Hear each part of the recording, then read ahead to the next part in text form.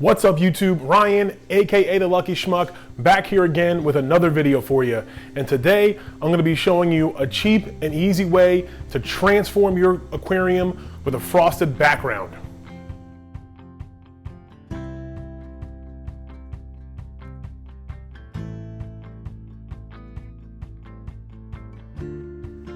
It's super simple and everything we need is right here on this table. As you can see, we have a piece of the frosted background. It comes in a roll like this. You can get it at tons of different places. I got mine on Amazon. The tank that we're gonna be needing to apply the background to, as you can see here, this is a 20 long. I'm actually applying a frosted background to every single one of the tanks behind me, the 8 20 longs and the 8 10 gallons. I'm just gonna show you how I do it on this one, and the process is really easy to repeat. The next thing you're going to need is a measuring tool, whether it be a tape measure, straight edge ruler. You're also going to need some razor blades. A sharp razor blade is very important. I prefer to use a little handy dandy tool so I can control the razor blade even easier. You will also need some alcohol, as well as some paper towel or something just to kind of wipe the alcohol with, and some type of squeegee or a straight edge, a credit card, or I happen to have a gift card right here that I'll be using, and some type of marker or pen. And that's it. This tank, as you can see, is drilled. I have removed the bulkhead. You can apply this with a bulkhead in place. I actually did it with one of the tanks down there. It's not as easy, but this process can be applied on a non-drilled tank, drilled tank, if it's already been drilled, etc. Now, as I said, this is super simple. This is standard window film that you can get pretty much anywhere. As I said, I got mine on Amazon. This is frosted. It comes in white, frosted, black. You can get different sizes. The first thing you want to do is actually cut it down to size. I actually have mine here with a line already drawn. So I'm going to show you how simple it is just to cut it. It's really important to use a sharp razor blade here, as there's actually 2 layers. There's the film as well as the protective sheet. So if you use a dull blade or a scissor or something that's not super sharp, you may end up cutting through one and not the other. It's important to note that when you buy the film, you want to make sure that you buy extra. So as I cut these, I measured, a few inches on either side to give me some leeway. Let's see how sharp that was. As you can see, it's coming apart pretty easily. Didn't go through all the way right there. That's okay though.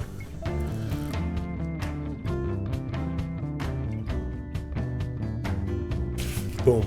So now we have 2 pieces. I'm gonna put one to the side to use on another 20-gallon long tank, and this is the piece we're gonna be using for our tank. The next step is going to be to clean the aquarium background.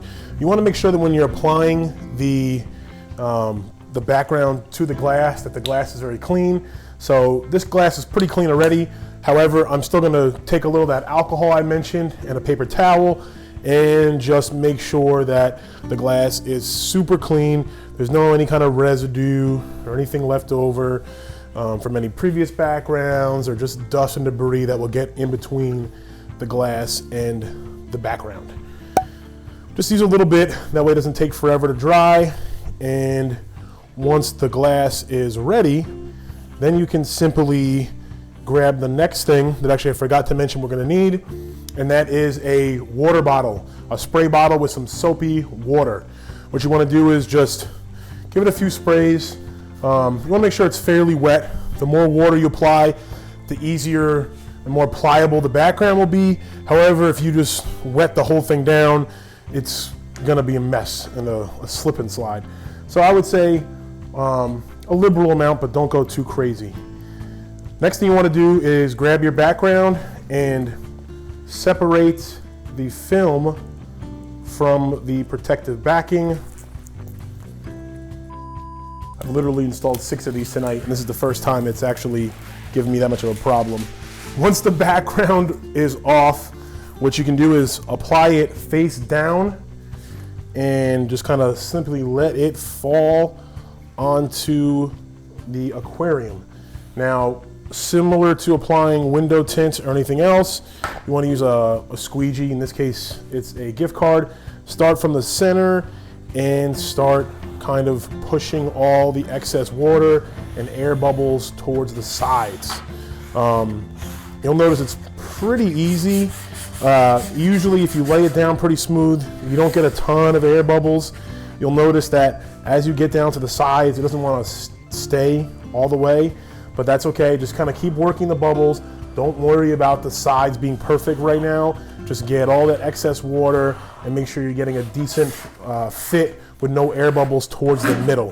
One thing I've learned in doing these is that it's good to brush the water to the side of the tank. If you're using a rimless tank, it doesn't matter, but in the case of a rimmed tank, you want to brush the water to the side, as pushing it down helps, but it has nowhere else to go and you get in the seam, so you always want to make sure you're moving towards the side as well.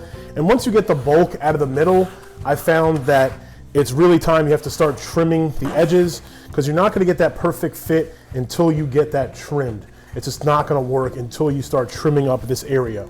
But now that the bulk in the middle has all the air bubbles out, and what I do is I can even use a larger tool to kind of just get the bigger bulk areas. You want to be careful not to scratch it though. If you use too much pressure or something too sharp, you can scratch the background. Also, if you use too much water, the whole background starts slipping and sliding in all together. So if you notice the whole background moving on you like crazy, you probably applied too much water and you want to just get some of that water off. I'm gonna start trimming up the background now. So I usually start with the top or the bottom. You want to hold on to the side as you begin to cut so you don't peel the background, because it's not sealed yet. This background is not going to be sealed until the water dries, which is going to take a few hours, if not until tomorrow. Another important reason to have a sharp blade, if your blade isn't sharp, you're going to start pulling as you're cutting. So you really want to make sure that the blade is sharp. You want to go slow and try to keep it as close to the bottom as possible and come all the way out the edge, and it should peel off like that. I'm going to speed things up here while I just start trimming the rest of the edges, and I'll go over a few other things like pricing. I bought 2 rolls that were $20 each, so I spent $40 and I was able to do all of these tanks. The rolls do come in different sizes, lengths, and widths, so definitely take a look and get which one makes sense for you. After we're done trimming up the edges here, we want to make sure we let the tank dry laying down and not standing up, so the background doesn't try to slip down on us. The frosted background could be forgiving since it's kind of blurry anyway, but I recommend going back about 20 to 30 minutes after you initially used a straight edge and go over it one more time to get those last bubbles out before it becomes permanent. Now when I say permanent, you can always take it off later. I just mean for our purposes here, it'll be fully installed. As I noted, this tank is drilled, so now that I've actually put the cover across the whole entire backing, I'm going to cut out the hole that is going to have the bulkhead in it. I'm going to take my razor blade here, and by doing it this way, I ensure that I don't cut the hole too big and thus have some, open area around the bulkhead that is showing. It shouldn't interfere with the bulkhead itself, as the bulkhead seals on the inside primarily, and this is applied to the outside. So now that the background is in place, just get any last bubbles out. What you want to do is you want to shine it under a light. Just make sure, look at it from different angles so you can see the bubbles differently. You can see the glare. Sometimes different angles shows different bubbles, but literally once you do that, guys, you let it sit, you let it dry. Like I said, it takes a few hours. Maybe let it sit overnight just to be sure. As long as you didn't soak it up with a ton of water, it should be dry and good to go, and you have transformed your aquarium background.